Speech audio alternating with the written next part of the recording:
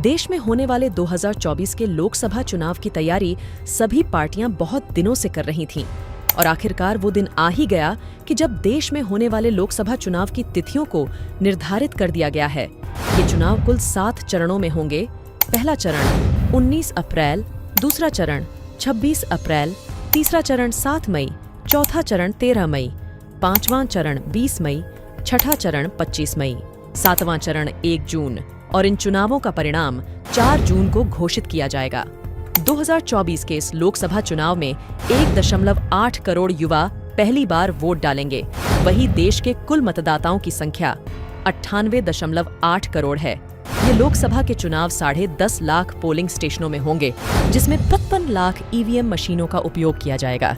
लोकसभा चुनाव की अधिसूचना जारी कर दी है और इस संबंध में जो कार्यक्रम भारत निर्वाचन आयोग द्वारा जारी हुआ है उसमें जनपद कानपुर की जो लोकसभा सीट है 43 और 43 कानपुर और 44 अकबरपुर, इसमें जो है वो फोर्थ फेज में इलेक्शन होगा और इसमें निर्वाचन की जो अधिसूचना जारी होगी वो 18/4 को जारी होगी। नाम निर्देशन का जो अंतिम दिनांक होगा वो 25 अप्रैल होगा। नाम निर्देशन की जांच है तो अंतिम दिनांक 26 अप्रैल होगा। नाम वापसी का जो अंतिम दिनांक होगा वो 29 अप्रैल होगा। मतदान का दिनांक 13 मई 2024, मतगणना का दिनांक 4/6/2024 और दिनांक जिसके पूर्व निर्वाचन पूर्ण कर लिया जाएगा 6 जून 2024। अगर हम अपने जनपद में विधानसभा क्षेत्रवार मतदाताओं का विवरण अर्हता तिथि 1/1/24 के आधार पर देखें तो जनपद में कुल मतदाता 35,76,785 हैं। इसमें अगर आप पुरुष और महिला और जो थर्ड जेंडर है उसको अगर आप देखें तो 19,11,450 मतदाता पुरुष मतदाता हैं। महिला मतदाताओं की संख्या 16,65,126 है और थर्ड जेंडर 209 है। तो इसी तरह से हमारे जनपद में जो इम्पोर्टेंट बात है वो प्रथम बार जो वोटर बने हैं 18 से 19 आयु वर्ग के कुल मतदाता 55,434 मतदाता, ये नए मतदाता जो है जोड़े गए हैं इस बार। इसी तरह से जनपद में कुल 26,478 दिव्यांग मतदाता भी अपने मताधिकार का प्रयोग करेंगे। अगर हम 80+ आयु वर्ग के लोगों को लें तो 53,134 मतदाता जो है अपने मताधिकार का प्रयोग करेंगे। एक अच्छी बात ये हुई है जनपद में कि हमारा पहले जो जेंडर रेशियो 2022 के जो इलेक्शन था उसमें 841 था, प्रति 1000 पे 841 महिलाएं थी, जो 30 अंक आगे बढ़ करके जो इस बार का इलेक्शन है इसमें 871 हो गया है। तो ये एक अच्छा जो है इसमें साइन रहा। और ख़ास तौर से एक चीज़ और मैं बताना चाहूँगा कि हमारा जब 2022 का जो इलेक्शन हुआ था उसमें जो हमारे पोलिंग स्टेशंस थे वो 3,514 थे और अब की 100 पोलिंग स्टेशन और बढ़ गए हैं, 3,614 हो गए हैं। कहने का अभिप्राय ये है कि बहुत सारे मतदाताओं को जिनको थोड़ी सी दूरी तय करनी पड़ती थी अपने वोट कास्ट करने के लिए, तो 100 जगह हमने ऐसी जो है 100 केंद्र ऐसे हमने बनाए हैं, खासतौर से 100 पोलिंग स्टेशन जो एक्स्ट्रा बनाए हैं 2022 की तुलना में। तो मुझे उम्मीद है कि इसके आधार पर हमारा इस बार का वोटिंग परसेंटेज अच्छा होगा। जनपद में प्रत्येक विधानसभा में एक पिंक बूथ भी बनेगा और इसी तरह से जो है प्रत्येक जो विधानसभा होगी उसमें एक पिंक बूथ भी बनेगा। साथ ही एक पीडब्ल्यूडी, जनपद में एक पीडब्ल्यूडी द्वारा मैनेज्ड बूथ जिसे हम दिव्यांग बूथ बोलेंगे वो भी स्थापित किया जाएगा। जनपद में 2 युवा मैनेज्ड बूथ स्थापित किए जाएंगे। इसी तरह से प्रति विधानसभा एक मॉडल बूथ भी स्थापित किया जाएगा।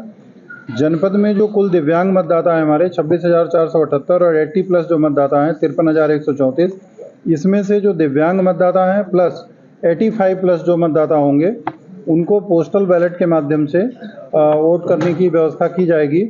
इसके लिए इच्छुक मतदाताओं को 12D प्रपत्र जो है वितरित किया जाएगा और उसके माध्यम से जो अपनी सहमति देंगे फिर उनको जो है उनकी सहमति के आधार पर उनसे जो है उनके घर पे ही वोट देने की सुविधा दी जाएगी।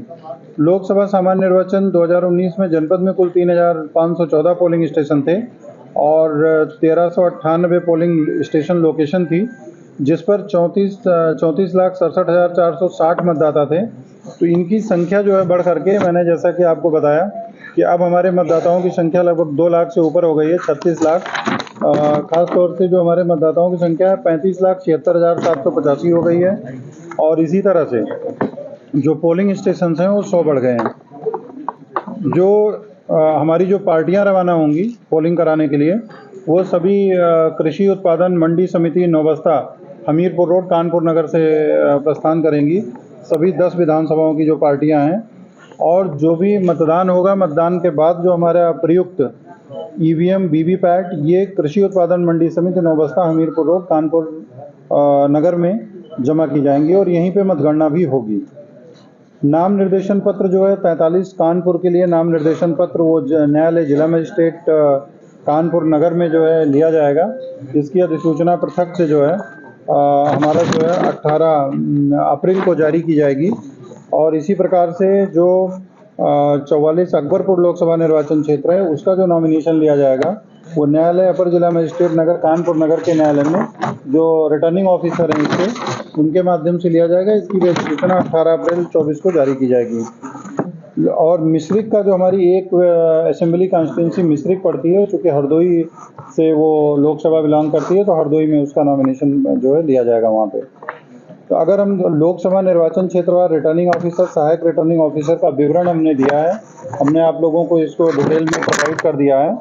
इसी तरह से जो विभिन्न कार्यों के संपादन के लिए निर्वाचन संबंधी विभिन्न कार्यों के संपादन के लिए हम लोगों ने जो है प्रभारी अधिकारी और नोडल अधिकारी तैनात किए हैं।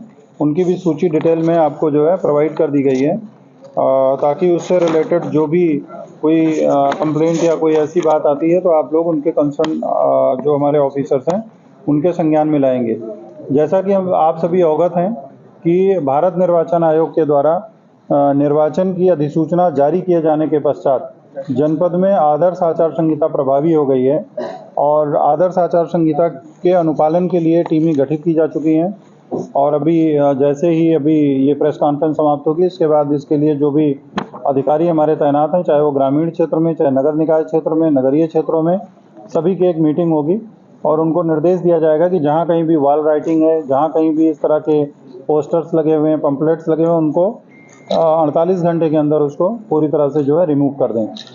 तो ये हम उनको निर्देश जो है देने जा रहे हैं।